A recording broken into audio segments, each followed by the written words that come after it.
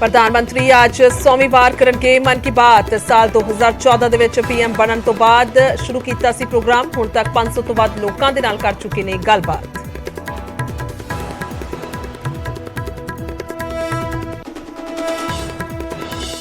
News 18 ਤੇ SSP Amritsar ਦਿਹਾਤੀ ਨੇ ਅਜਨਾਲਾ ਕਾਂਡ ਦੀ ਦੱਸੀ ਪੂਰੀ ਕਹਾਣੀ। ਕਿਹਾ ਗੁਰੂ ਸਾਹਿਬ ਦੀ ਮਰਿਆਦਾ ਬਹਾਲ ਰੱਖਣ ਦੇ ਲਈ ਸੀ ਸਖਤ ਹੁਕਮ। ਸੂਝ-ਬੂਝ ਤੋਂ ਕੰਮ ਨਾ ਲੈਂਦੇ ਤਾਂ ਵਿਗੜ ਸਕਦੀ ਸੀ ਸਥਿਤੀ। ਸ਼ਾਂਤੀ ਬਣਾਏ ਰੱਖਣ ਦੇ ਲਈ ਛੱਡਿਆ ਸੀ ਲਵਪ੍ਰੀਤ ਤੂਫਾਨ। ਅੰਮ੍ਰਿਤਪਾਲ ਦੇ ਜਥੇ ਦੇ ਵੱਲੋਂ ਰੱਖੇ ਹਥਿਆਰਾਂ ਬਾਰੇ ਐਸਐਸਪੀ ਸਤਿੰਦਰ ਸਿੰਘ ਦਾ ਖੁਲਾਸਾ। ਕਿਹਾ ਹੋਰ ਲੋਕਾਂ ਦੇ ਧੱਕੇ ਦੇ ਨਾਲ ਰੱਖੇ ਹੋਏ ਸੀ ਲਾਇਸੈਂਸੀ ਹਥਿਆਰ। ਲੋਕਾਂ ਨੂੰ ਧਮਕਾ ਕੇ ਲੈਂਦੇ ਸੀ ਅਸਲਾ। ਆਪਣੇ ਲੋਕਾਂ ਨੂੰ ਵੰਡ ਦਿੰਦਾ ਸੀ ਅੰਮ੍ਰਿਤਪਾਲ।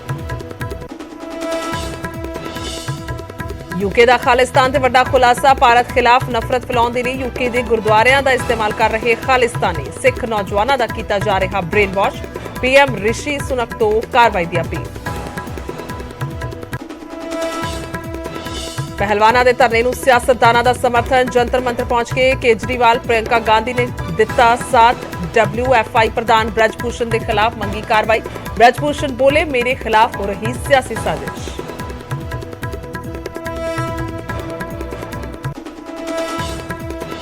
ਅਕਾਲੀਆਂ ਦੇ ਨਾਲ ਗੱਠਜੋੜ ਤੋਂ ਭਾਜਪਾ ਦੀ ਕੋਰੀ ਨਾ। ਪ੍ਰਧਾਨ ਅਸ਼ਵਨੀ ਸ਼ਰਮਾ ਬੋਲੇ ਅਕਾਲੀ ਦਲ ਦੇ ਨਾਲ ਕਿਸੇ ਵੀ ਕੀਮਤ ਤੇ ਨਹੀਂ ਹੋਵੇਗਾ ਗੱਠਜੋੜ। ਆਪਣੇ ਹੀ ਬਲਬੂਤੇ ਤੇ ਲੜਾਂਗੇ ਸਾਰੀਆਂ ਚੋਣਾਂ। ਫੇਕ ਪਾਸਪੋਰਟ ਮਾਮਲੇ ਦੇ ਵਿੱਚ ਗ੍ਰਿਫਤਾਰ ਸ਼ਾਰਪੀ ਘੁੰਮਣ ਨੂੰ ਲੈ ਕੇ ਕਰਨ ਔਜਲਾ ਦੀ ਸਫਾਈ। ਕਿਹਾ ਮੇਰੀ ਉਸ ਦੇ ਨਾਲ 2 ਸਾਲ ਤੋਂ ਨਹੀਂ ਹੋਈ ਗੱਲ। ਸ਼ਾਰਪੀ ਨੇ ਜੋ ਕੀਤਾ ਹਰਜਾਨਾ ਭਰ ਰਿਹਾ। ਹਰ ਵਾਰ ਕਿਉਂ ਜੋੜਿਆ ਜਾਂਦਾ ਮੇਰਾ ਨਾਮ।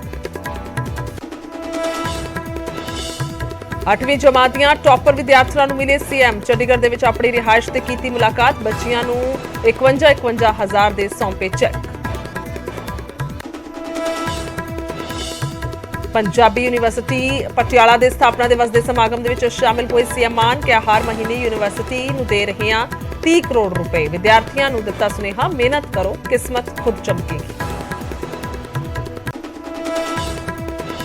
ਉੱਤਰ ਭਾਰਤ ਦੇ ਵਿੱਚ ਬਦਲਿਆ ਮੌਸਮ। ਪੰਜਾਬ ਦੇ ਕਈ ਹਿੱਸਿਆਂ 'ਚ ਪਿਆ ਮੀਂਹ। ਆਉਣ ਵਾਲੇ ਦਿਨਾਂ ਦੇ ਵਿੱਚ ਵੀ ਬਰਸਾਤ ਦੀ ਸੰਭਾਵਨਾ। ਹਿਮਾਚਲ ਅਤੇ ਦੇ ਵਿੱਚ 1 ਅਤੇ 2 ਮਈ ਦੇ ਲਈ ਔਰੰਜ ਅਲਰਟ।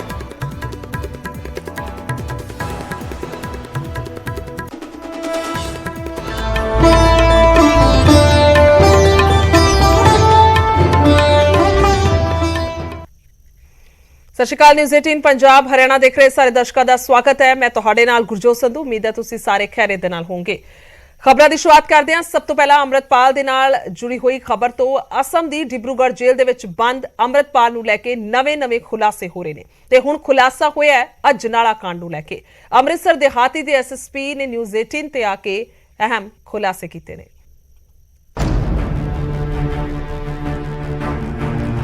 23 ਫਰਵਰੀ ਦਾ ਉਹ ਦਿਨ ਜਦੋਂ ਅਜਨਾਲਾ ਕਾਂਡ ਵਾਪਰਿਆ।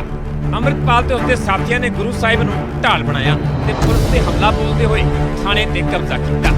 ਪੂਰੀ ਘਟਨਾ ਨੂੰ 2 ਮਹੀਨੇ ਤੋਂ ਵੱਧ ਦਾ ਸਮਾਂ ਬੀਤ ਚੁੱਕਾ ਹੈ ਤੇ ਆਖਰ ਟੀਵੀ ਤੇ ਪਹਿਲੀ ਵਾਰ ਅਜਨਾਲਾ ਕਾਂਡ ਦਾ ਸੱਚ ਬਿਆਨ ਕਰਨ ਜਾ ਰਹੇ ਹਾਂ ਕਿ 23 ਫਰਵਰੀ ਨੂੰ ਅਸਲ ਦੇ ਵਿੱਚ ਹੋਇਆ ਕੀ ਸੀ ਤੇ ਅਜਨਾਲਾ ਕਾਂਡ ਦੀ ਤਫਤੀਸ਼ ਕਿੱਥੇ ਪਹੁੰਚੀ ਹੈ। ਖੁਦ ਅੰਮ੍ਰਿਤਸਰ ਦਿਹਾਤੀ ਦੇ ਐਸਐਸਪੀ ਸਤਿੰਦਰ ਸਿੰਘ ਨਿਊਜ਼ 18 ਤੇ ਆਏ ਤੇ ਕਈ ਵੱਡੇ ਖੁਲਾਸੇ ਕੀਤੇ ਨੇ ਤੇ ਇਹ ਵੀ ਸਾਫ਼ ਕੀਤਾ ਹੈ ਕਿ 23 ਫਰਵਰੀ ਨੂੰ ਪੁਲਿਸ ਨੇ ਜਵਾਬੀ ਕਾਰਵਾਈ ਤੋਂ ਗੁਰੇਜ਼ ਕਿਉਂ ਕੀਤਾ। ਐਸਐਸਪੀ ਨੇ ਦੱਸਿਆ ਕਿ ਪ੍ਰਦਰਸ਼ਨਕਾਰੀਆਂ ਨੇ ਪਾਲਕੀ ਸਾਹਿਬ ਵਾਲੀ ਗੱਡੀ ਦੇ ਨਾਲ ਬੈਰੀਕੇਡ ਨੂੰ ਟੱਕਰ ਮਾਰੀ ਤੇ ਪੁਲਿਸ ਨੇ ਪ੍ਰਦਰਸ਼ਨਕਾਰੀਆਂ ਨੂੰ ਰੁਕਣ ਦੀ ਲਈ ਕਿਹਾ, ਪਰ ਭੀੜ ਨੇ ਰੁਕਣ ਦੀ ਥਾਂ ਪੁਲਿਸ ਤੇ ਹੀ ਹਮਲਾ ਕਰ ਦਿੱਤਾ।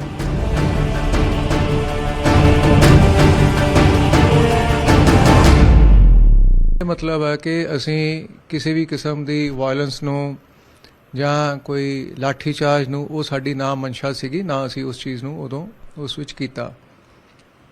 ਅੰਮ੍ਰਿਤਪਾਲ ਦੇ ਪਹੁੰਚਣ ਤੋਂ ਪਹਿਲਾਂ ਵੀ ਉੱਥੇ ਜਿਹੜੇ ਇਹਦੇ ਸਾਥੀ ਸੀ ਉਹਨਾਂ ਨੇ ਅਨਾਉਂਸ ਕੀਤਾ ਕਿ ਪੁਲਿਸ ਨੇ ਹੁਣ ਪਾਣੀ ਪਿਆ ਰਹੀ ਆ, ਫਿਰ ਸਾਡੇ ਤੇ ਲਾਠੀਆਂ ਵੀ ਚਲਾਊਗੀ। ਉਦੋਂ ਵੀ ਮੈਂ ਕਿਹਾ ਕਿ ਨਹੀਂ, ਨਾ ਅਸੀਂ ਲਾਠੀਆਂ ਚਲਾਉਣੀਆਂ, ਨਾ ਸਾਡਾ ਇਹ ਮਕਸਦ ਆ, ਕਿਉਂਕਿ ਮਾਨਯੋਗ ਸੀਐਮ ਸਾਹਿਬ ਤੇ ਮਾਨਯੋਗ ਡੀਜੀਪੀ ਸਾਹਿਬ ਬਿਲਕੁਲ ਇਹਨਾਂ ਦੀਆਂ ਸਾਨੂੰ ਕਲੀਅਰ ਇੰਸਟਰਕਸ਼ਨ ਸੀਗੀਆਂ ਔਰ ਇਹਦੇ 'ਚ ਕੋਈ ਵੀ ਕਿੰਤੂ ਪਰੰਤੂ ਦਾ ਜੋ ਦੋ ਰਾਏ ਨਹੀਂ ਸੀ, ਕਿਉਂਕਿ ਇਹ ਸਵੇਰੇ ਸਾਨੂੰ ਪਤਾ ਲੱਗ ਗਿਆ ਸੀ ਕਿ ਪਾਲਕੀ ਸਾਹਿਬ ਅੰਮ੍ਰਿਤਪਾਲ ਨਾਲ ਲੈ ਕੇ ਆ ਰਿਹਾ ਹੈ। ਐਸਐਸਪੀ ਨੇ ਇਹ ਵੀ ਵੱਡਾ ਖੁਲਾਸਾ ਕੀਤਾ ਹੈ ਕਿ ਅਮਰਪਾਲ ਨੇ ਧੱਕੇ ਨਾਲ ਹੋਰਾਂ ਦੇ ਲਾਇਸੈਂਸੀ ਹਥਿਆਰ ਰੱਖੇ ਹੋਏ ਸਨ। ਲੋਕਾਂ ਨੂੰ ਧਮਕਾ ਕੇ ਉਹਨਾਂ ਦੇ ਹਥਿਆਰ ਲਏ ਗਏ। ਮਨਜ਼ੂਰੀ ਤੋਂ ਵੱਧ ਕਾਰਤੂਸ ਰੱਖੇ ਗਏ ਸਨ। ਇਹਨਾਂ ਕੋਲ 7 ਦੇ ਕਰੀਬ double barrel 12 bore double barrel gun ਜਿਹੜੀ ਉਹ ਬਰਾਮਦ ਹੋਈਆਂ ਆ ਔਰ ਉਹ ਸੱਤੇ ਦੇ ਸੱਤੇ ਹੀ ਜਿਹੜੀਆਂ ਇਹ ਕੈਰੀ ਕਰ ਰਹੇ ਸੀ ਇਹ ਆਥੋਰਾਈਜ਼ਡ ਨਹੀਂ ਸੀਗੇ। ਇਹ ਟੋਟਲੀ ਇਲੀਗਲ ਉਹ ਵੈਪਨ ਸੀਗੇ। ਉਹ ਕਿਸੇ ਦੇ ਲਾਇਸੈਂਸੀ ਵੈਪਨ ਆ ਔਰ ਉੱਥੋਂ ਇਹ ਅੰਮ੍ਰਿਤਪਾਲ ਦੇ ਜਿਹੜੇ ਇਹ ਸਾਥੀ ਜਿਹੜੇ ਅਰੈਸਟ ਕੀਤੇ ਆ ਜ਼ਿਆਦਾਤਰ ਉਹੀ ਲੋਕਾਂ ਨੇ ਉਹਨਾਂ ਤੋਂ ਚੁੱਕ ਕੇ ਲਿਆ ਕੇ ਇੱਥੇ ਇਹਦੇ ਕੋਲ ਜੱਲੂ ਖੜੇ ਅੰਮ੍ਰਿਤਪਾਲ ਦੇ ਉਹਦੇ ਪਿੰਡ ਦੇ ਵਿੱਚ ਆਪਦੇ ਉਹਨਾਂ ਨੇ ਉਹਦੇ ਚ ਰੱਖ ਲਏ। ਪਿਛਲੇ ਦਿਨੀ ਜੋ ਅਮਰਪਾਲ ਦੀ ਪਤਨੀ ਨੂੰ ਅੰਮ੍ਰਿਤਸਰ 에ਅਰਪੋਰਟ ਤੇ ਰੋਕਿਆ ਗਿਆ, ਯੂਕੇ ਜਾਣ ਦੀ ਇਜਾਜ਼ਤ ਨਹੀਂ ਸੀ ਦਿੱਤੀ ਗਈ ਤਾਂ ਐਸਐਸਪੀ ਸਤਿੰਦਰ ਸਿੰਘ ਨੇ ਇਸ ਦੇ ਪਿੱਛੇ ਵਜ੍ਹਾ ਵੀ ਦੱਸੀ ਹੈ। ਵਾਈਫ ਦਾ ਅਸੀਂ ਕਿਸੇ ਵੀ ਐਫਆਈਆਰ 'ਚ ਸਾਨੂੰ ਲੋੜੀਂਦੀ ਨਹੀਂ ਹੈ ਜੀ। ਅੰਮ੍ਰਿਤਪਾਲ ਦੀ ਵਾਈਫ ਨੂੰ ਸਿਰਫ ਕੁਐਸਚਨਿੰਗ ਲਈ ਰੋਕਿਆ ਗਿਆ ਸੀਗਾ ਪਰ 에ਅਰਪੋਰਟ ਤੇ ਜਿੰਨਾ ਵੀ ਟਾਈਮ ਲੱਗਾ ਆ ਸਿਰਫ ਕਿਉਂਕਿ ਉਹਦੇ ਵਿੱਚ ਜਿੰਨਾ ਕੁ ਉਸ ਚੀਜ਼ ਨੂੰ ਮੈਨੇਜ ਕਰਨ ਲਈ ਕਾਨੂੰਨ ਤੌਰ ਤੇ ਟਾਈਮ ਲੱਗਦਾ ਆ ਉਨਾ ਹੀ ਟਾਈਮ ਲੱਗਾ। ਉੱਥੇ ਕੋਈ ਅਸੀਂ ਕੁਐਸਚਨਿੰਗ ਨਹੀਂ ਕੀਤੀ ਕਿਉਂਕਿ ਕੁਐਸਚਨਿੰਗ ਤਾਂ ਅਸੀਂ ਘਰ ਜਾ ਕੇ ਹੀ ਕਰਨੀ ਸੀਗੀ ਜੀ। ਸੋ ਉਹ ਟੋਟਲੀ ਲੀਗਲੀ ਅਸੀਂ ਕੀਤਾ ਆ। ਫਿਰ ਜਦੋਂ ਵੀ ਅਸੀਂ ਅੰਮ੍ਰਿਤਪਾਲ ਦੀ ਫੈਮਿਲੀ ਨੂੰ ਅਸੀਂ ਕੁਝ ਵੀ ਕਰਨਾ ਹੈ ਤਾਂ ਮੈਂ ਆਪ ਖੁਦ ਘਰ ਜਾ ਕੇ ਹੀ ਉਹਨਾਂ ਨੂੰ ਮਿਲਦਾ ਰਿਹਾ ਜੀ। ਅਮਰਪਾਲ ਨੂੰ ਲੈ ਕੇ ਇਸ ਤੋਂ ਪਹਿਲਾਂ ਵੀ ਕਈ ਵੱਡੇ ਖੁਲਾਸੇ ਹੋ ਚੁੱਕੇ ਨੇ ਕਿ ਕਿਵੇਂ ਨਸ਼ਾ ਮੁਕਤੀ ਕੇਂਦਰ ਦੀ ਜ਼ਿੰਮੇਵਾਰੀ ਇੱਕ ਡੀ ਫਾਰਮੇਸੀ ਵਾਲੇ ਨੌਜਵਾਨ ਦੇ ਸਿਰ ਹੀ ਛੱਡੀ ਹੋਈ ਸੀ ਤੇ ਨਸ਼ਾ ਮੁਕਤੀ ਦੀ ਆੜ 'ਚ ਫੌਜ ਤਿਆਰ ਕੀਤੀ ਜਾ ਰਹੀ ਸੀ ਕਿ ਅਜਨਾਲਾ ਕਾਂਡ ਦਾ ਅਸਲ ਸੱਚ ਵੀ ਹੁਣ ਸਾਹਮਣੇ ਆ ਗਿਆ। ਅੰਮ੍ਰਿਤਸਰ ਤੋਂ ਰਾਜੀਵ ਸ਼ਰਮਾ, ਨਿਊਜ਼ 18 ਪੰਜਾਬ।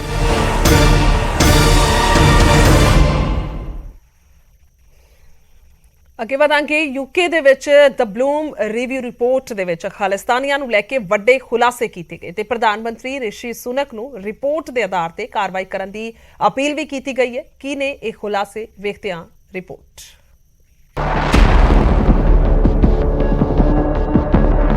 यूके च खालिस्तानियों ਨੂੰ ਲੈ ਕੇ ਵੱਡੇ ਖੁਲਾਸੇ ਹੋਏ ਨੇ। ਇੰਗਲੈਂਡ 'ਚ ਦਾ ਬਲੂਮ ਰਿਵਿਊ ਕਮਿਸ਼ਨ ਬਣਾਇਆ ਗਿਆ ਜਿਸ ਨੇ ਖਾਲਿਸਤਾਨੀਆਂ ਨੂੰ ਲੈ ਕੇ ਇੱਕ ਰਿਪੋਰਟ ਤਿਆਰ ਕੀਤੀ ਹੈ ਜਿਸ 'ਚ ਹੈਰਾਨ ਕਰ ਦੇਣ ਵਾਲੇ ਖੁਲਾਸੇ ਕੀਤੇ ਗਏ ਨੇ।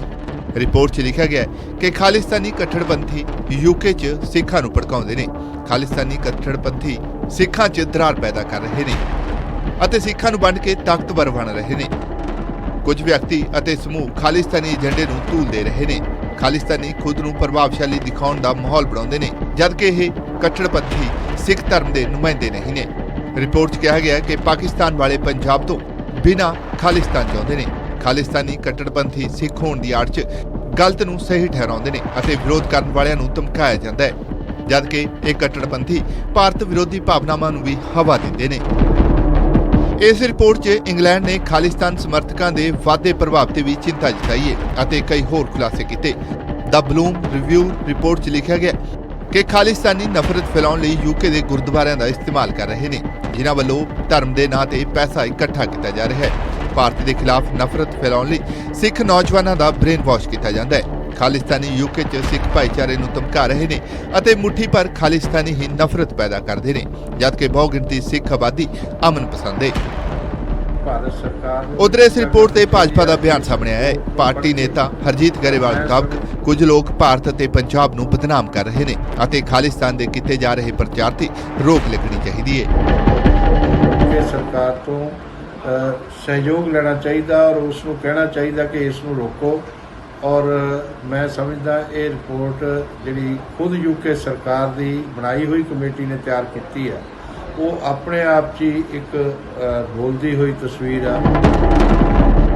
ਜ਼ਿਕਰਯੋਗ ਹੈ ਕਿ ਇੰਗਲੈਂਡ ਦੇ ਸਾਬਕਾ ਪ੍ਰਧਾਨ ਮੰਤਰੀ ਬੋਰਿਸ ਜੌਨਸਨ ਨੇ ਦਾ ਬਲੂਮ ਰਿਵਿਊ ਕਮਿਸ਼ਨ ਗਠਨ ਕੀਤਾ ਸੀ ਅਤੇ ਖਾਲਿਸਤਾਨ ਬਾਰੇ ਦਿੱਤੀ ਰਿਪੋਰਟ ਤੇ ਕਮਿਸ਼ਨ ਨੇ ਹੁਣ ਮੌਜੂਦਾ ਪੀਐਮ ਰਿਸ਼ੀ ਸੁਨਕ ਨੂੰ ਤੁਰੰਤ ਕਾਰਵਾਈ ਕਰਨ ਦੀ ਅਪੀਲ ਕੀਤੀ ਹੈ। Bureau report, news 18 Punjab. ਉਧਰ ਸ਼ਾਰਪੀ ਘੁੰਮਣ ਦੇ ਨਾਲ ਨਾ ਜੁੜਨ ਤੇ ਗਾਇਕ ਕਰਨ ਔਜਲਾ ਨੇ ਆਪਣੀ ਸਫਾਈ ਦਿੱਤੀ ਤੇ ਇਸ ਦੇ ਨਾਲ ਹੀ ਬੰਬੀਹਾ ਗੈਂਗ ਦੇ ਨਾਲ ਜੁੜੇ ਜੱਸਾ ਗਰੁੱਪ ਨੇ ਔਜਲਾ ਅਤੇ ਸ਼ਹਿਰੀ ਮਾਨ ਨੂੰ ਧਮਕੀ ਦਿੱਤੀ।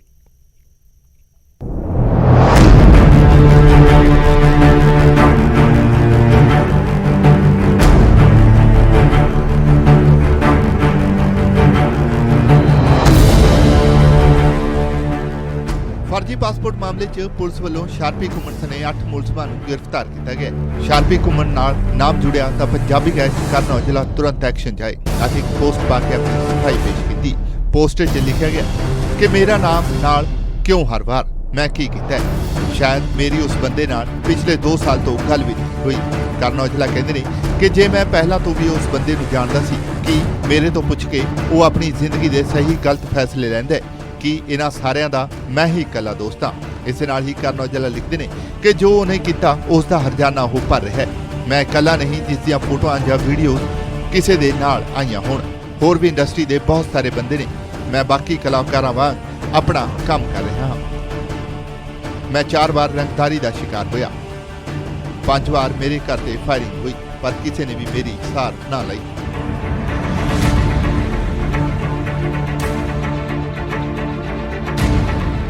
ਉਧਰ ਇਸ ਪੂਰੇ ਮਾਮਲੇ ਬਾਰੇ ਕਰਨ ਔਜਲਾ ਦੇ ਵਕੀਲ ਮੀਡੀਆ ਨਾਲ ਮੁਖਾਤਬ ਹੋਏ ਅਤੇ ਆਪਣਾ ਪੱਖ ਰੱਖਿਆ। ਪੁਰਾਣੀਆਂ ਫੋਟੋ ਨੇ ਜੀ, ਬਿਲਕੁਲ ਦੇਖੋ ਹੁਣ ਸਾਡੇ ਕੋਲ ਹਜ਼ਾਰਾਂ ਲੋਕ ਆਉਂਦੇ ਨੇ, ਹਜ਼ਾਰਾਂ ਲੋਕ ਆ ਕੇ ਤੁਹਾਨੂੰ ਮਿਲਦੇ ਨੇ। ਇਹਦੇ ਨਾਲ ਇਹ ਥੋੜੀ ਹੋ ਗਿਆ ਕਿ ਉਹ ਸਾਡਾ ਫਰੈਂਡ ਬਣ ਗਿਆ ਕਿਸੇ ਦਾ।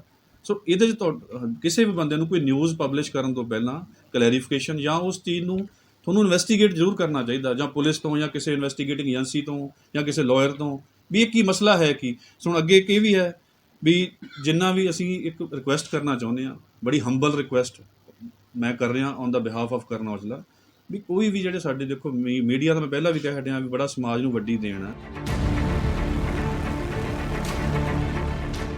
ਇੱਕ ਪਾਸੇ ਸ਼ਾਰਪੀ ਘੁੰਮਣ ਨਾਲ ਨਾਮ ਜੁੜਨ ਤੇ ਕਰਨ ਔਜਲਾ ਨੇ ਸਫਾਈ ਦਿੱਤੀ, ਪਰ ਦੂਜੇ ਪਾਸੇ ਬੰਬੀਹਾ ਗੈਂਗ ਨਾਲ ਜੁੜੇ ਜੱਸਾ ਗਰੁੱਪ ਨੇ ਔਜਲਾ ਤੇ ਸ਼ਹਿਰੀਮਾਨ ਨੂੰ ਧਮਕੀ ਦੇ ਦਿੱਤੀ।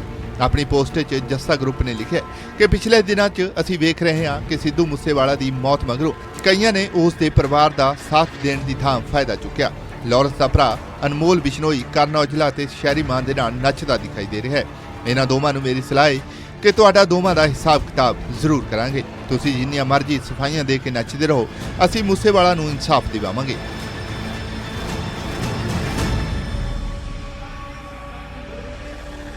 ਜ਼ਿਕਰਯੋਗ ਹੈ ਕਿ ਪਿਛਲੇ ਦਿਨੀ ਗੈਂਗਸਟਰ ਲਾਰੈਂਸ ਬਿਸ਼ਨੋਈ ਦੇ ਭਰਾ ਅਨਮੋਲ ਬਿਸ਼ਨੋਈ ਦੀ ਕਰਨ ਔਜਲਾ ਤੇ ਸ਼ਹਿਰੀਮਾਨ ਨਾਲ ਨੱਚਦਿਆਂ ਦੀ ਵੀਡੀਓ ਵਾਇਰਲ ਹੋਈ ਸੀ। ਦਰਅਸਲ ਕਰਨ ਔਜਲਾ ਤੇ ਸ਼ਹਿਰੀਮਾਨ ਇੱਕ ਵਿਆਹ 'ਚ ਲਾਈਵ ਪਰਫਾਰਮ ਕਰ ਰਹੇ ਸਨ ਅਤੇ ਉਸੇ ਵਿਆਹ 'ਚ ਅਨਮੋਲ ਬਿਸ਼ਨੋਈ ਵੀ ਨੱਚਦਾ ਦਿਖਾਈ ਦਿੱਤਾ ਸੀ, ਜਿਸ ਤੋਂ ਬਾਅਦ ਕਰਨ ਔਜਲਾ ਅਤੇ ਸ਼ਹਿਰੀਮਾਨ ਨੇ ਸਫਾਈ ਦਿੱਤੀ ਸੀ। Bureau report, news 18 Punjab.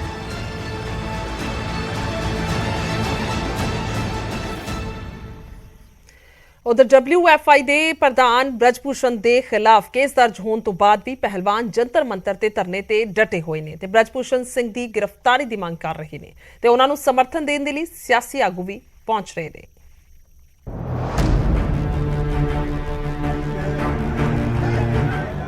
Jantar Mantar ਤੇ ਪਹਿਲਵਾਨਾਂ ਦਾ ਧਰਨਾ ਜਾਰੀ ਹੈ। ਸੁਪਰੀਮ ਕੋਰਟ 'ਚ ਮਸਲਾ ਜਾਣ ਤੇ ਰੈਸਲਿੰਗ ਫੈਡਰੇਸ਼ਨ ਦੇ ਪ੍ਰਧਾਨ ਬ੍ਰਜਭੂਸ਼ਣ ਸਿੰਘ ਤੇ ਮਾਮਲਾ ਦਰਜ ਕਰ ਲਿਆ ਗਿਆ, ਪਰ ਪਹਿਲਵਾਨ ਗ੍ਰਿਫਤਾਰੀ ਹੋਣ ਤੱਕ ਧਰਨੇ ਤੇ ਡਟੇ ਰਹਿਣ ਦੀ ਗੱਲ ਆਖ ਰਹੇ ਨੇ। ਪਹਿਲਵਾਨਾਂ ਨੇ ਉਹਨਾਂ ਤੇ ਧਰਨਾ ਚੁੱਕਣ ਲਈ ਦਬਾਅ ਬਣਾਏ ਜਾਣ ਦੀ ਗੱਲ ਵੀ ਕਹੀ ਅਤੇ ਪੁਲਿਸ ਤੇ ਜੰਤਰ ਮੰਤਰ ਦੀ ਬਿਜਲੀ ਕੱਟਣ ਦੇ ਇਲਜ਼ਾਮ ਲਗਾਏ। बर्ताव कर रहा है, लाइट काट दी गई है, खाना अंदर नहीं आने दे रहे, पानी अंदर नहीं आने दे रहे, कुछ तख्त मंगवाए थे हमने, कुछ गद्दे मंगवाए थे, सभी को उनको मार के भगा दिया, कुछ चीजें अंदर नहीं आने दे रही है। पुलिस प्रशासन का व्यवहार है खिलाड़ियों के साथ। और मैंने SHO साहब से, ACP साहब से बात की तो बोल रहे कि ऐसे ही करेगा, धरना करना है तो सड़क पे सो जाइए। तो ये इनका व्यवहार है। ਧਰਨੇ ਨੂੰ ਲਗਾਤਾਰ ਸਿਆਸੀ ਸਮਰਥਨ ਵੀ ਮਿਲ ਰਿਹਾ ਹੈ ਅਤੇ ਸ਼ਨੀਵਾਰ ਨੂੰ ਪ੍ਰਿਯੰਕਾ ਗਾਂਧੀ, ਦੀਪੇਂਦਰ ਹੁੱਡਾ ਅਤੇ ਦਿੱਲੀ ਦੇ ਮੁੱਖ ਮੰਤਰੀ ਅਰਵਿੰਦ ਕੇਜਰੀਵਾਲ ਵੀ ਧਰਨੇ 'ਤੇ ਪਹੁੰਚੇ। ਪ੍ਰਿਯੰਕਾ ਗਾਂਧੀ ਨੇ ਬ੍ਰਜਭੂਸ਼ਣ ਸਿੰਘ ਨੂੰ ਅਹੁਦੇ ਤੋਂ ਹਟਾਏ ਜਾਣ ਦੀ ਗੱਲ ਆਖੀ ਤਾਂ ਅਰਵਿੰਦ ਕੇਜਰੀਵਾਲ ਨੇ ਸਰਕਾਰ ਤੇ ਬ੍ਰਜਭੂਸ਼ਣ ਸਿੰਘ ਨੂੰ ਬਚਾਉਣ ਦੇ ਇਲਜ਼ਾਮ ਲਗਾਏ ਨੇ। सीधी सी बात है, इतने जो सीरियस एलिगेशंस हैं इस शख्स के बारे में, तो पहले रिजाइन तो करें, उनको पद से तो हटाएं। जब तक पद पे हैं तब तक प्रेशर डालते रहेंगे, तब तक करियर बर्बाद करते रहेंगे लोग। इन्वेस्टिगेशन चल रहा है, इसका मतलब क्या है? मतलब क्या है? अगर वो आदमी उसी पद पे है जहां सबसे ज्यादा पावर है सबके ऊपर, सारे प्लेयर्स के ऊपर, इनके करियर को बर्बाद करने के लिए, इनको तंग करने के लिए, प्रेशराइज करने के लिए, तो फिर आप कैसे कह सकते हैं कि एफआईआर इन्वेस्टिगेशन, क्या मतलब है इसका? पहले रिजाइन करे, उसको हटाए पद से। उसको सारा तंत्र, सारी सरकार, केंद्र सरकार, प्रधानमंत्री सारे उसको बचाने में लगे हुए, ऐसा क्यों? तो बोलो ऐसा संदेश जा रहा है देश के अंदर कि अगर इनकी पार्टी का कोई आदमी गड़बड़ करेगा तो उसके खिलाफ एफआईआर भी दर्ज नहीं की जाएगी। आपको याद होगा किसानों के टाइम में क्या हुआ था? गाड़ी चढ़ा दी थी उस पे, किसान पे गाड़ी चढ़ा दी थी, पूरा तंत्र उसको बचाने में लग गया था।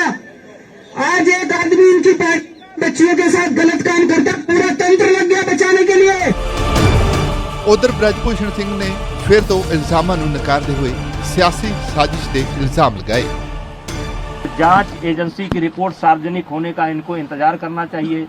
फिर ये धरने पर बैठ गए। अब धरने पर बैठ गए, पहले इनकी मांग थी एफआईआर की जाए, चलिए भाई इनकी मांग स्वीकार हो गई, अब एफआईआर हो गई। अब इनको चाहिए, अब कहते हैं कि जेल के अंदर होना चाहिए, सारे पदों से इस्तीफा देना चाहिए। तो ये जो मेरे पद, मैं लोकसभा का सदस्य हूँ, ये पद मुझे दिनेश फोगाट की कृपा से नहीं मिला है, हमारे क्षेत्र की जनता ने मुझे दे रखा है। और एक बार नहीं, 6 बार दे रखा है। 6 बार मुझको दिया, मेरी पत्नी को दिया। ਜ਼ਿਕਰਯੋਗ ਹੈ ਕਿ ਬ੍ਰਜਭੂਸ਼ਣ ਸਿੰਘ ਦੇ ਖਿਲਾਫ ਦਿੱਲੀ ਪੁਲਿਸ ਨੇ 2 ਮਾਮਲੇ ਦਰਜ ਕੀਤੇ ਨੇ, ਪਰ ਇਸ ਦੌਰਾਨ ਅਹੁਦੇ ਤੇ ਬਣੇ ਰਹਿਣ ਅਤੇ ਗ੍ਰਿਫਤਾਰੀ ਨਾ ਹੋਣ ਦਾ ਵਿਰੋਧ ਕੀਤਾ ਜਾ ਰਿਹਾ ਹੈ ਅਤੇ ਪਹਿਲਵਾਨ ਗ੍ਰਿਫਤਾਰੀ ਤੱਕ ਧਰਨੇ ਤੇ ਡਟੇ ਰਹਿਣ ਦੀ ਗੱਲ ਆਖ ਰਹੇ ਨੇ। ਦਿੱਲੀ ਤੋਂ ਸੁਸ਼ੀਲ ਪਾਂਡੇ, ਨਿਊਜ਼ 18 ਪੰਜਾਬ।